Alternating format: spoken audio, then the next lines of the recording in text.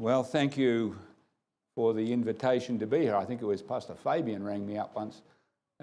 Good to be with you here in Waitara. Currently, I'm one of the associate pastors at the Wahroonga Church. That's half of my role, looking after the evangelism side of the church for them there. And the other half is I'm the South Pacific Division evangelist. So I get to wander all over the place and run evangelistic meetings. And we've just had a field school right here in Sydney. We've just finished, well, we've sort of finished. We had 10 campaigns running across the city.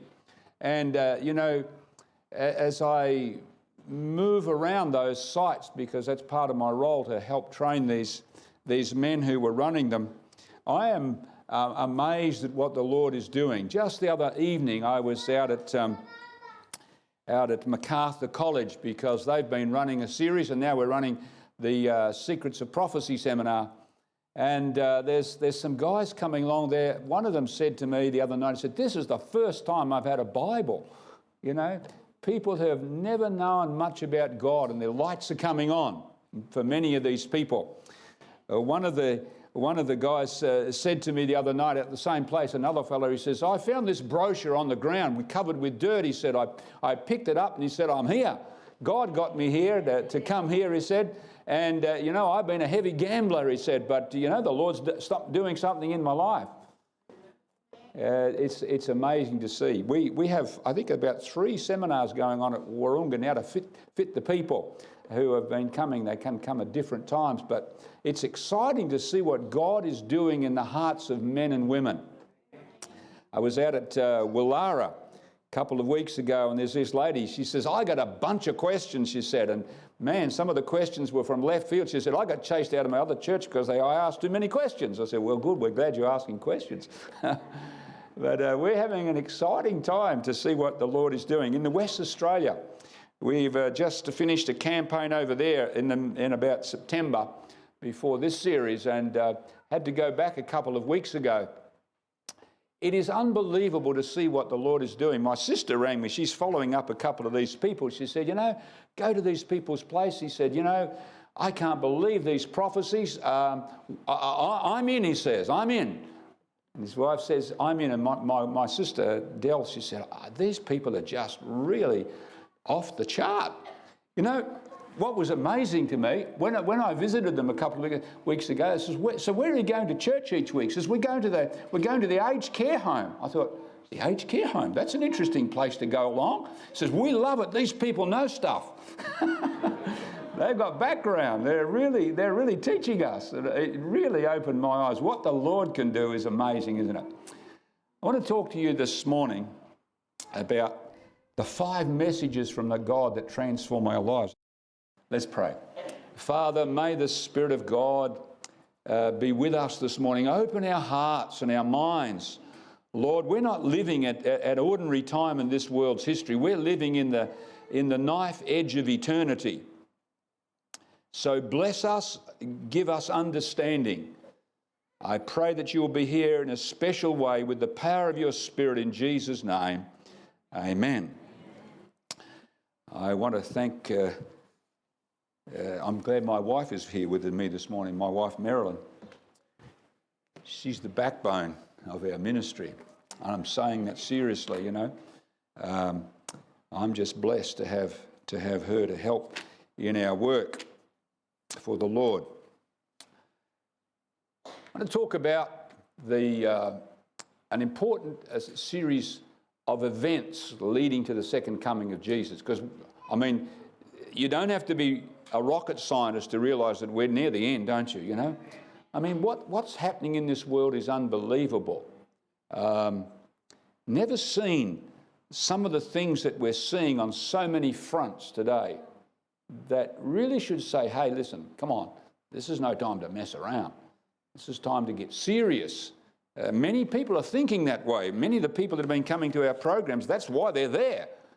They're saying we can't understand what is going on this planet. And I've heard that now, so often. Right, now I hope you can hang in there. Some of you will know, of course, many of you will know some of these things, but I'm sure there are some who may have not been exposed to some of these things. So we're going to cover some territory this morning. I want to talk about the Babylon, the great prostitute. I'm sure you've heard of her. Revelation chapter 18. Who is this woman that's riding on a scarlet-coloured beast that John sees toward the end of Revelation? Well, Babylon, according to John, is made up of 3 parts. So what are the 3 parts of Babylon? Notice what it says here. I'm used to reading off the screen. I better read off the back one. Now, the great city was divided into 3 parts. And great Babylon, that's what the city is, was remembered before God. So what are the 3 parts of Babylon? Well, we come to the 6th plague, and when we go to the 6th plague of Revelation, I think I'll come over here, then I can look at the screen. It's more natural for me. When we go to the 6th plague of Revelation, John says, "Then the 6th angel poured out his bowl of plagues on the great river Euphrates, and its water was dried up, so that the way of the kings from the east might be prepared." Now, you are familiar, I'm sure, with the story of ancient Babylon, when King Cyrus, who came from east of what we call Iraq today, or the area of Babylon, he came from the east and he actually dried up the river Euphrates. History records that for us, and the Bible mentions this in its predictions. Now, when it says he dried up the river Euphrates to capture Babylon, in other words, Euphrates River is code for Babylon the Great in the book of Revelation. That's what he's saying, because the Euphrates River was the life support of this ancient city. It sat on the river. John says, he names the 3 parts under this plague. "I saw 3 unclean spirits like frogs," like the plagues in Egypt. They're everywhere in the end of time, these frogs. What are the frogs? He says, like frogs. 3 coming out of the mouth of the dragon, out of the mouth of the beast, out of the mouth of the false prophet. In the end of time, evil spirits are going to be everywhere. John points that in Revelation 18, where he says the earth is so dark that God has got to turn on some light somewhere. We'll see that in just a moment. So here are the 3 parts of Babylon: the dragon, the sea beast, and the land beast. These collectively make up what John calls Babylon the Great. In other words, it is all religions, Christian and non-Christian religions, and all worldviews and ideologies on this planet that are opposed to God and his people and his word. They're not following God and his commandments. That's Babylon the Great in the end of time. These 3 powers seek global worship. Your allegiance, my allegiance, and the allegiance of everyone on planet Earth. John tells us in chapter 13, all the world marveled and followed the beast. And that is exactly where the world is moving now. That's the sea beast. All who dwell on the earth will worship him. Then how is that going to happen? He tells us. He says, now he's talking about the beast that comes up out of the land. He, the land beast, causes the earth and those who dwell in it to worship the first beast.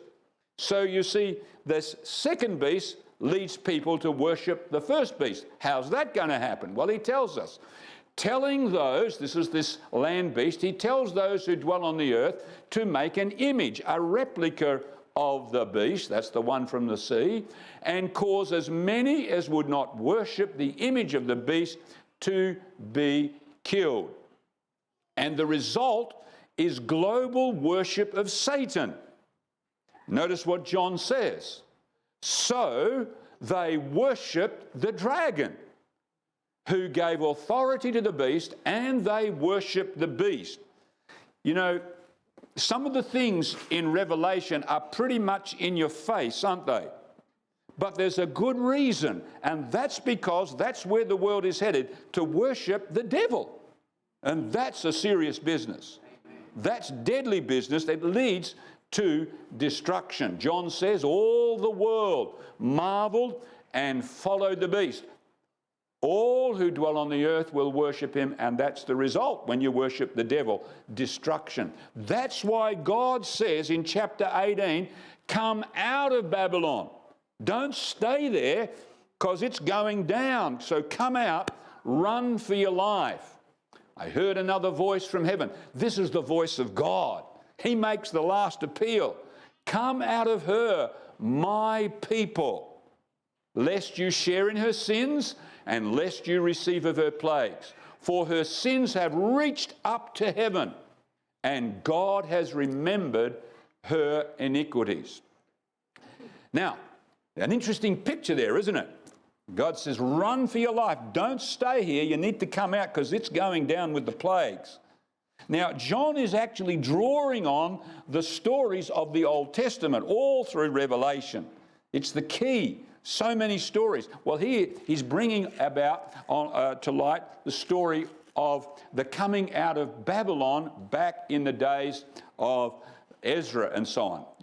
We're told back in the book of Ezra that a remnant of Israel left Babylon back then. Notice what it says.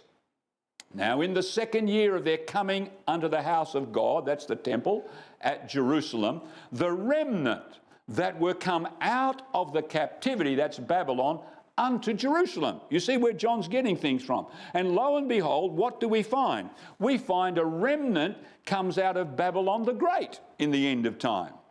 The Bible says, those who leave end-time Babylon are called a remnant. John says, the dragon, he's the one that's trying to chase everybody down and get him to worship him. This is the beginning of the conflict. The dragon was wroth or angry with the woman, and he went to make war with who? The remnant of her seed. You see how Revelation's saturated with pictures from the Old Testament here. Now, the remnant in the Bible stands for two things. Number one, it means the survivors of destruction. We have one example of that here in the book of Isaiah. Isaiah says, except the Lord of hosts had left unto us a very small remnant, we should have been as Sodom, and we should have been like unto Gomorrah. Destruction. If it hadn't have been for God's grace, that's what it would have been like. But he left us a remnant who survived, in other words. But remnant also means in the Bible, the faithful. While everybody else is unfaithful or apostate, there is a faithful group. Those are called the remnant. Here we go to the book of Romans, and Paul is talking about the story of Elijah. Do you not know what the scripture says of Elijah? How he pleads with God against Israel, saying, Lord, they have killed your prophets, and they've torn down your altars, and I alone am left. Poor me, I'm the only one. God says, not quite, Elijah. And they seek my life. But what does the divine response say to him? Notice what it says. I have reserved for myself 7,000 men who have not bowed the knee to Baal, not been apostate, not turned away, in other words. 7,000 have not bowed the knee to Baal. And what does he call them? Even so then, at the present time, there is a remnant. Paul says, just as there was a remnant back then, so there's a remnant now. And he talks about those people who came and were faithful to God like himself, who accepted Jesus. That's what he's saying. So it's a remnant, you see, the faithful ones. That's the second meaning. And when we go to the book of Revelation, in our time, John is talking about, there is global apostasy, and it's getting darker, isn't it?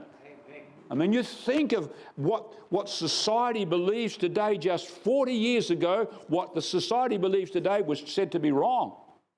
And what society said was wrong once upon, now it's okay.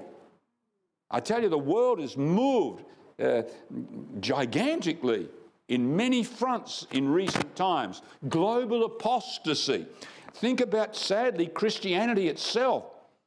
The reformers would not recognize the churches today, most of them. What has happened? Global apostasy.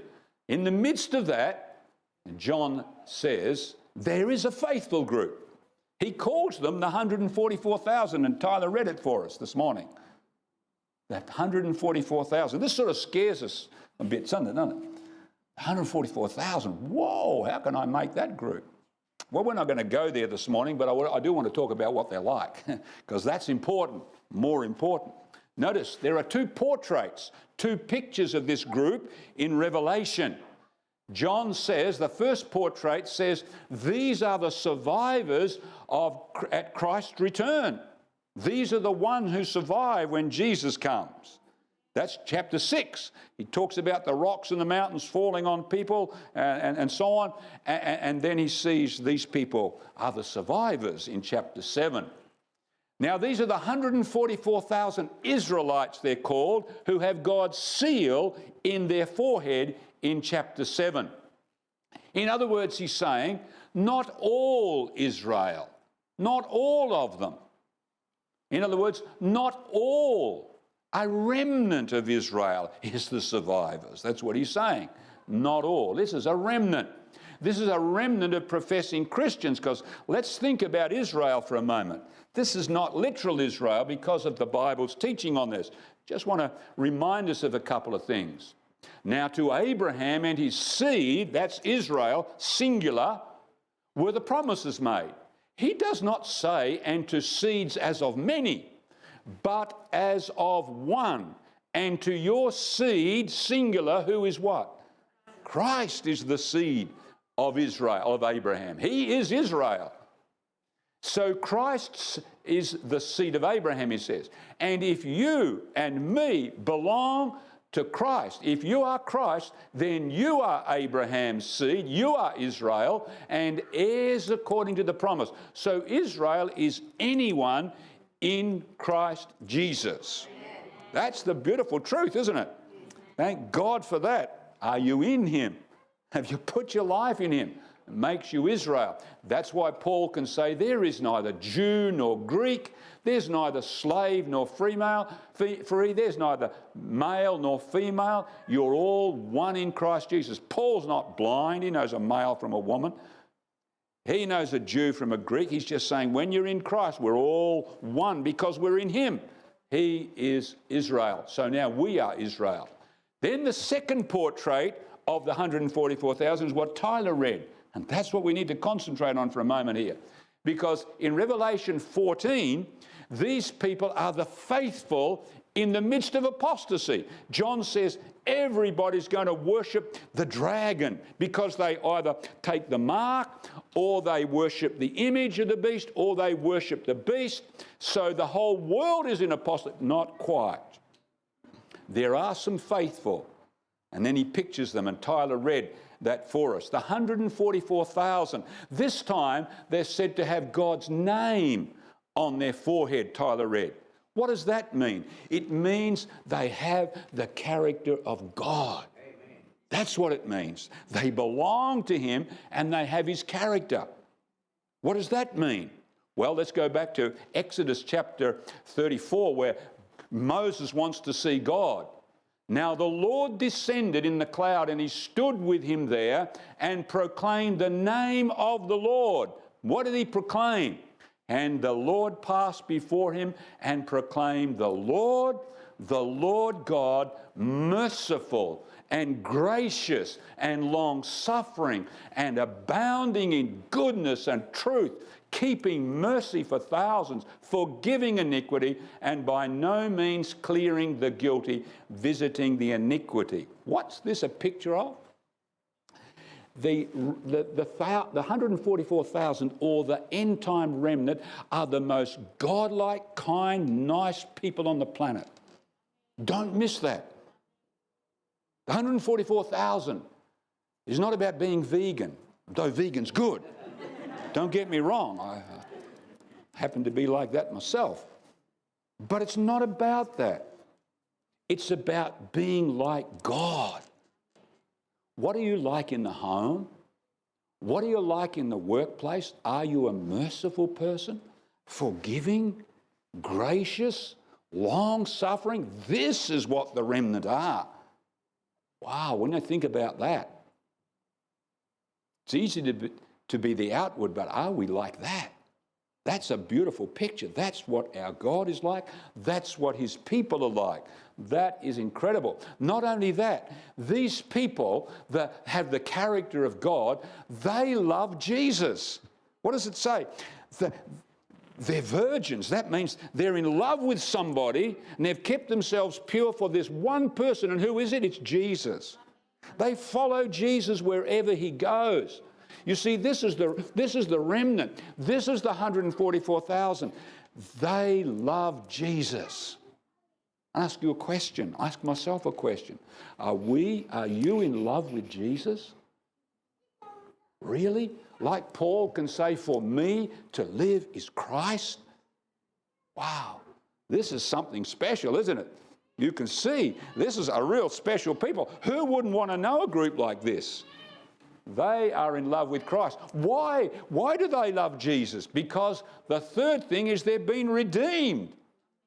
It says twice in this passage, they've been redeemed. They've been redeemed by the blood of the Lamb. That's why they're like this. That's why they're in love with Jesus. And it says they're faultless before God. Now, this doesn't mean sinless. Don't think that direction, because sometimes that discourages people. What does it mean? We know they're not sinless, the perfect, because the Bible says, if ever, in the Greek, if ever we say that we have no sin, present tense, we deceive ourselves, and the truth is not in us. Paul can say, for all have sinned, past tense in the Greek, and fall short, present tense, of the glory of God. I would encourage you to go home and read a chapter in the book Acts of the Apostles called Transformed by Grace. Transformed by grace. There is a beautiful balance. This is no excuse for sin, by the way. There's never an excuse for sin. The devil didn't make you do it. You never blame the devil. It's here. But read Transformed by Grace in the book Acts of the Apostles. Beautiful balance between these two extremes that we can get into if we're not careful. Sloppy Christianity, or sort of Christianity where it's all up to me, and this sort of thing. No, these are faultless before God, not sinless. That's what it means. And how come they're like this? How come these people are like this, that they're faultless before God? Here's why. Romans 3:23, let's pick it up again. All have sinned, past tense, fall short, present tense, of the glory of God, and being justified freely.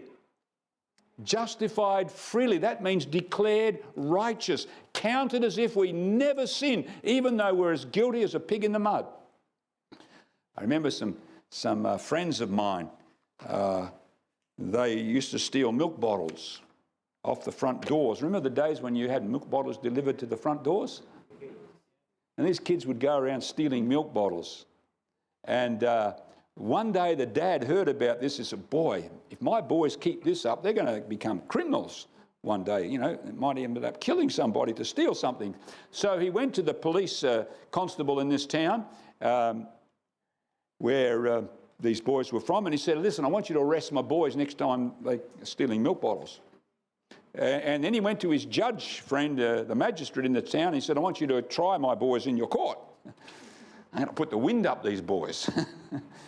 So the boys were caught one day with the milk bottles in their hand.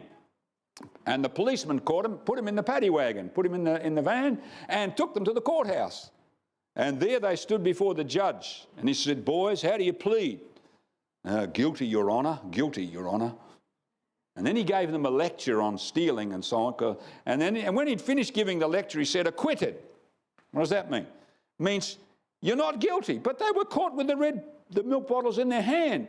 He didn't want to give them a court record, I guess, but he said acquitted. That's the same word. That's the same idea. Justified. Treated as if we never even did it. It's better than forgiveness. Forgiveness means you did it. Justified means you counted as if you never did it. And that's what God does. And it's free. You know, brothers and sisters, this truth will drive you to reach people. This truth drove Paul to reach the world in his day. This truth drove Martin Luther to do what he did. This truth drove their pioneers. This truth drove John Wesley to transform England through the gospel. Beautiful, isn't it? Being justified freely by his grace through what? Redemption that comes is in Christ Jesus. These are the ones, says John, these are the ones who come out of the great tribulation, the end time crisis he's talking about in chapter 7, and washed their robes and made them white in the blood of the Lamb. Have you been to Calvary? Are you living at the foot of the cross of Calvary? Because that's the only way to be able to stand before God anytime, is in the righteousness of Christ. So these are transformed people, this 144,000, or this remnant. Now, notice what Ellen White says, and that's why I don't want to get into a discussion. Is this literal? Is this symbolic? Let's forget that. That's not the real issue. This is the issue. Let us strive with all the power that God has given to us to be among the 144,000. That's a good encouragement to us. Let us do all we can to be among them. It's remnant. God's faithful people in the end of time. All right, what a picture. How are they faithful in the midst of global apostasy? How are these people able to be faithful when everybody else is unfaithful? Because that's going to be it. Do you know, brothers and sisters, Jesus said in the end of time, it is going to get so deceptive that even if possible, the very elect would be deceived. This is not going to be a cakewalk. This is going to be real tough stuff. So how can you and I not be apostate ourselves? Because that's going to be the pressure on you and me. Don't worry about it. That's what John is trying to get at to us. We need to be thick with the Almighty clearly here. Well, these people have responded to God's final messages. And I want to just share with you quickly what they are so that we can get a handle on how to be among these people. And you can be, let me tell you, all of us can be. More than 144,000 literal people are going to be saved, let me tell you. More than that, no question about it. The Bible is very clear on that. More than 144,000 in the end time as well, literally. Okay, so don't get hung up. If you get 144,001, you miss out. That's not where the Bible's going. This is remnant language. All right, now let's go. The first angel says, the hour of his judgment has come, it says. Now in the Greek, it means when the angel says that, it has begun. Brothers and sisters, this is no time to mess around. While we're sitting here, there's a judgment going on in heaven. That's the reality of well, they probably stopped the Sabbath, I'm sure. But this is not ordinary time. And that's what God is trying to get across to us in the book of Daniel and the Revelation. Judgment has begun. And he calls us to do three things in light of this. Number one, fear God. That means respect God, love God, stand in awe of God. How do you do that? You keep his commandments. That's what he tells us in the book of Ecclesiastes. Number two, we must glorify God in the light of the fact that there's a judgment going on. Who do you live for? Are we living for me or him and his? That's what he's saying. I want to live to bring honor to my God. Number three, worship God as creator. That's the third call in this. And how do you do this? How is it that you do this? Well, the final battle of global control is wedged between two texts. One starts it, one ends it. Here they are. You're familiar with it. The dragon was wroth with the woman, went to make war with the remnant of her seed who keep the commandments of God. That's the opening salvo in this war. And then it ends with this text. Here is the patience of the saints. Here are those who keep the commandments of God. These are the most loyal people on the planet, in other words. These people really love God because they're prepared to follow God in anything. So how does that happen? Thank God it says the everlasting gospel. The angel has the gospel. What is the gospel? I'm not ashamed of the gospel, says Paul. It is the power of God.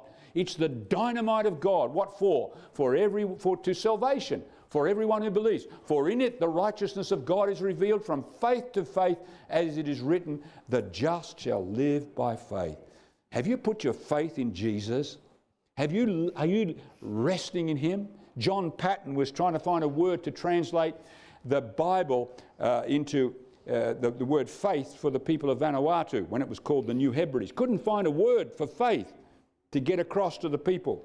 He's coming to a home of a friend one day and his friend's lying out in the sun like you can do in the islands. Beautiful warm sunlight. And John Patton says to this guy, "What are you doing, man? What are you doing?" He said, I'm just reclining. And Patton said, "I've got my word. I've got my word."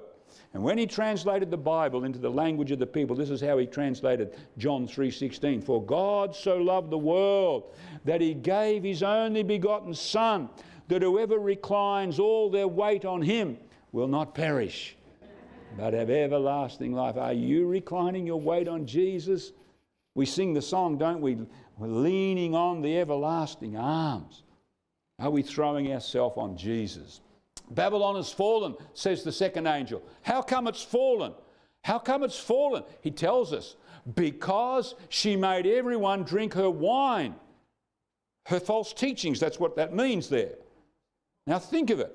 Babylon's false teachings corrupt the world. Think about number one, the idea of the immortal soul. So if their soul is immortal somewhere, maybe we can contact them. But people do that, but they're not contacting the dead, they're contacting demons. That's corrupting. What about the idea of Sunday sacredness? Well, Christianity has forgotten the Sabbath, and soon we forget the Lord of the Sabbath. That's why we have evolution, let me tell you, because Christianity forgot the Sabbath. And now we've got to the point where even the Bishop of Rome, the Pope, doesn't even believe in creation in 6 days.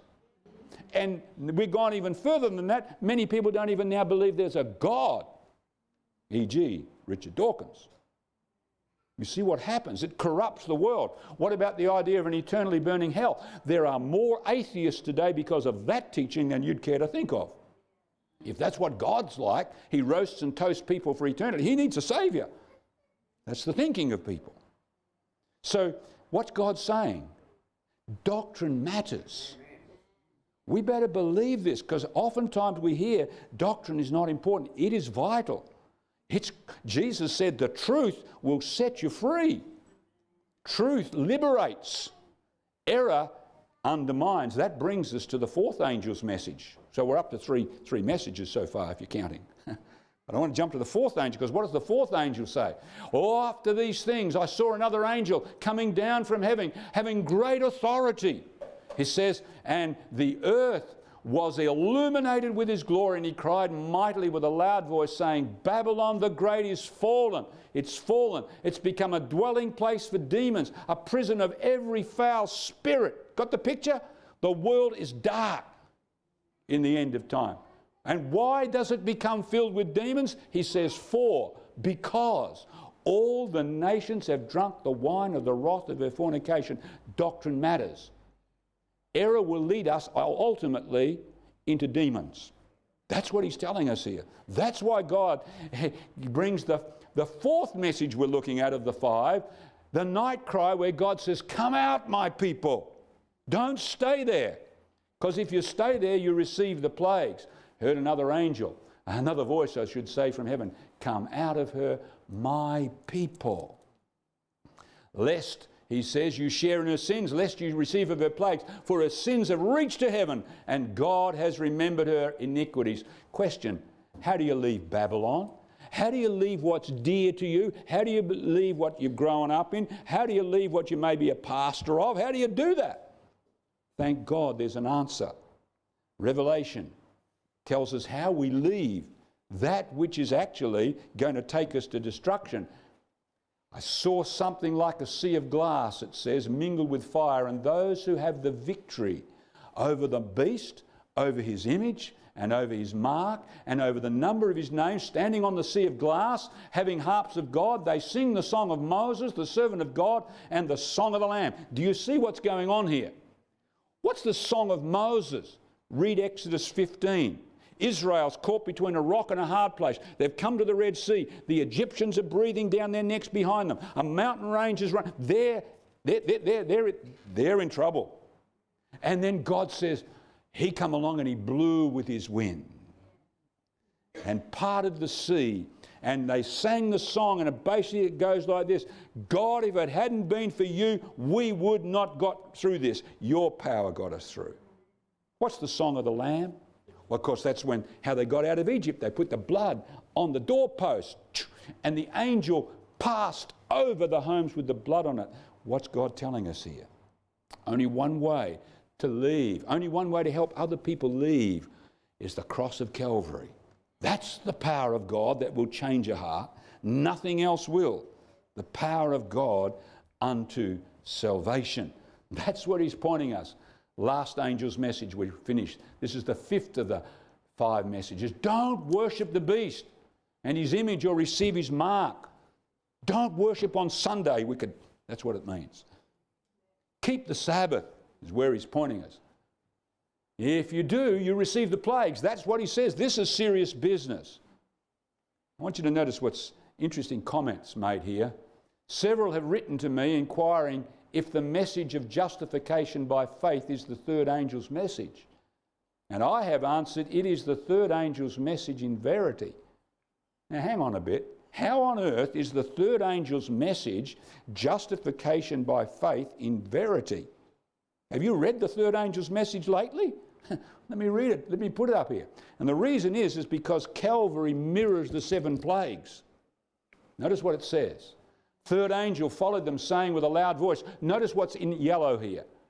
If anyone worships the beast in his image and receives his mark on his forehead or on his hand, he himself shall drink of the wine of the wrath of God, which is poured out full strength. No mercy here. This is it.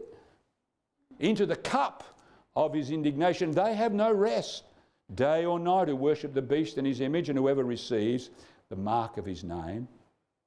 Do you remember in the Garden of Gethsemane, Jesus prayed, Father, take this cup from me. Remember? What did he say? Abba, Father, all things are possible for you. Take this cup away from me. Nevertheless, not what I will, but what you will. What cup did Jesus not want to drink in Gethsemane? The cup of God's wrath. The 7 last plagues. That's what Jesus was saying. I don't want to go through what people are one day going to go through. You see, the 7 last plagues Calvary mirrors the plagues. Just think of the last 3 for a moment. What was the 5th plague? The 5th plague, there it is, was darkness. It was dark around the cross. Why was it dark around the cross when Jesus died? Because he who knew no sin became sin for us. He was entering the very domain of the devil now because he took our sin. Whoa. That's what he suffered that plague. What about the 6th plague? Babylon's support is withdrawn. Remember, the river dries up. No more water flows into Babylon. No more people flow. Loses its support. What about Jesus on the cross? Did he lose support? Too right he did. His disciples stood afar off. Everybody mocked him, made fun of him. Even God seemed to be against him. My God, why have you abandoned me? Wow, what's going on here? I'll tell you what's going on here. The 6th plague is going on here. He suffered what people will one day suffer in the end of time when they cling to sin. It seemed as God was saying, Jesus, my son, I can have no more to do with you. You have been made sin because you've taken the sin of my people. Of course, God was there. But it seemed that he wasn't to Jesus at that point. And what about the last plague? The Bible says the last plague, there was a tremendous earthquake. And Jesus cried out, it is finished. It is done, is said in the last plague, if you've read the plague. There's a massive earthquake. What happened at the cross of Calvary? There was an earthquake that rent things, and Jesus cried out, it is finished. What's finished? The cup is empty. I've drunk it all. That's what he's saying. There's nothing left. I've taken the wrath of God that people will experience one day. No wonder God says, come out, my people. And oh, what a beautiful thing it is. Now I can understand what Ellen White was talking about. Justification in verity is the third angel's message. There it is. We need to rest in Christ, don't we? This thief on the cross, how much good did this guy do to get right with God? Zilch. Zero. Nada. He's stuck on a cross, nailed to a cross, and he just turns to Jesus and, Lord, got a place for me? Remember me? Jesus said, yeah, you're going to be with me in my kingdom. That's what we call justification. Well, the evidence of that is seen in our life, of course. That comes out in the fruits of our life. What a wonderful God we have. Come out of Babylon, my people, he says. You know, sometimes Babylon needs to come out of us, doesn't it? Sometimes we need to get serious ourselves. What is it that I'm holding on to that I know I should quit and give to God and say, Lord, you call the shots, I'm going to follow you. Let's bow together in prayer. Father in heaven, what messages there are in these messages that you give to the world, but Lord, they're also for us. Are we serious? Are we really the remnant? Or we may have the name Seventh-day Adventists, may have got baptized, but are we like our God? Do we have his character? Do we love Jesus with all our heart? Have we been redeemed by the blood of the Lamb? Oh Lord, this is no time to mess around. This is time to say, Lord Jesus, here am I. I throw myself on you. If you'd like to say to the Lord this morning, Lord, I want to rest. I want to recline on Jesus. Nothing in my hand I bring. Simply to the cross I cling. And Lord, I want to be an instrument in your hand to help people. Just raise your hand this morning. Heads are bowed, our eyes are closed. Just want to tell the Lord, Lord, I'm in. I'm all yours. Thank you, Lord, in Jesus' name. Amen.